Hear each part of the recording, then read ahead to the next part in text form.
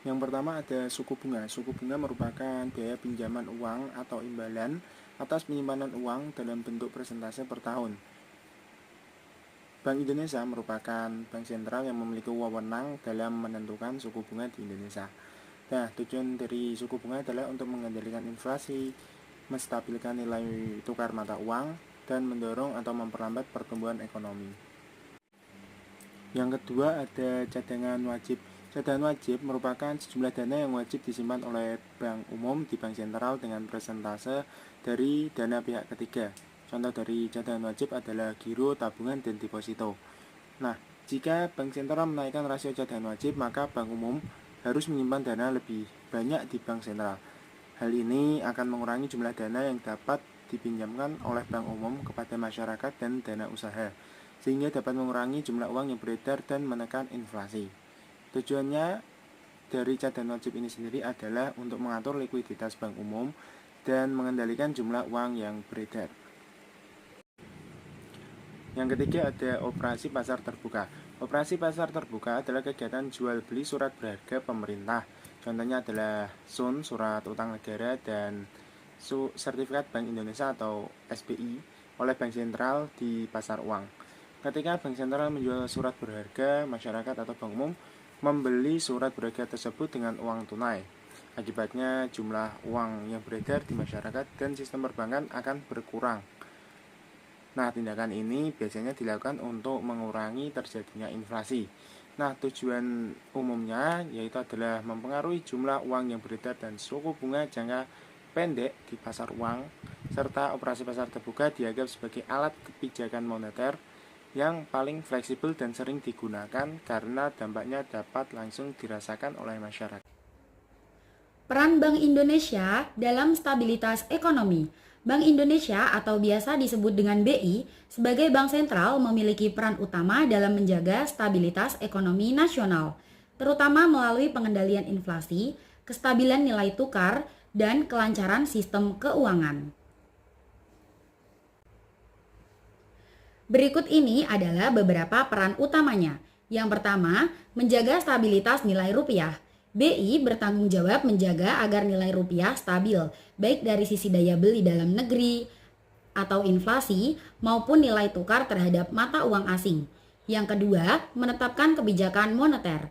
BI mengatur jumlah uang yang berada di masyarakat dengan berbagai instrumen seperti suku bunga acuan, operasi pasar terbuka, dan cadangan wajib minimum. Tujuannya untuk mengendalikan inflasi dan mendukung pertumbuhan ekonomi.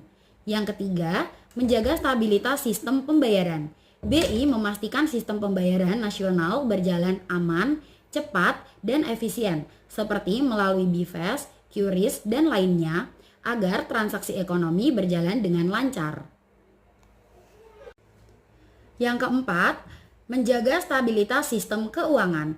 BI memantau kondisi keuangan nasional dan bekerja sama dengan OJK, LPS, dan Kemenkeu dalam Komite Stabilitas Sistem Keuangan untuk mencegah krisis sistemik. Yang terakhir, peran saat krisis ekonomi. Dalam kondisi darurat seperti krisis keuangan atau pandemi, BI dapat melakukan yang pertama menurunkan suku bunga, yang kedua menyediakan likuiditas, yang ketiga membeli surat utang negara, yang terakhir melakukan intervensi pasar falas. Dampak perubahan suku bunga terhadap investasi dan konsumsi. Suku bunga adalah tingkat biaya yang dikenakan oleh bank sentral atau lembaga keuangan untuk meminjamkan uang. Perubahan suku bunga oleh bank sentral dapat mempengaruhi banyak sektor ekonomi, termasuk investasi dan konsumsi. Dampak suku bunga terhadap investasi. Penurunan suku bunga meningkatkan investasi. Suku bunga yang lebih rendah membuat pinjaman lebih murah, yang mendorong perusahaan untuk mengambil kredit guna ekspansi atau investasi. Biaya modal lebih rendah, perusahaan lebih mudah mendapatkan pembiayaan untuk proyek-proyek baru. Kenaikan suku bunga menurunkan investasi. Suku bunga yang lebih tinggi meningkatkan biaya pinjaman sehingga perusahaan mungkin menunda atau membatalkan rencana investasi. Meningkatkan risiko. Proyeksi investasi dianggap lebih beresiko karena biaya keuangan yang lebih tinggi. Penurunan suku bunga dengan meningkatkan konsumsi, pinjaman untuk konsumen seperti kredit rumah, mobil, atau kartu kredit menjadi lebih murah, sehingga konsumen lebih cenderung untuk membelanjakan uang mereka. Peningkatan kepercayaan konsumen, suku bunga rendah dapat meningkatkan kepercayaan konsumen terhadap perekonomian. Kenaikan suku bunga menurunkan konsumsi. Suku bunga tinggi membuat cicilan kredit lebih mahal, mengurangi daya beli konsumen, pengurangan pengeluaran. Konsumen cenderung menunda pembelian besar atau tidak mendesak karena beban bunga yang lebih tinggi. Lembaga keuangan interaksi antara investasi dan konsumsi. Investasi dan konsumsi terkait. Kenaikan atau penurunan suku bunga tidak hanya mempengaruhi salah satu sektor, tetapi juga saling berhubungan. Investasi yang lebih tinggi dapat menciptakan lapangan kerja baru, yang pada gilirannya meningkatkan konsumsi. Konsumsi yang meningkatkan pendorongan permintaan terhadap produk dan jasa, yang juga mendorong perusahaan untuk berinvestasi. Contoh kasus yang pertama adalah penurunan suku bunga di Indonesia setelah krisis ekonomi 1998 yang mendorong investasi asing dan konsumsi domestik.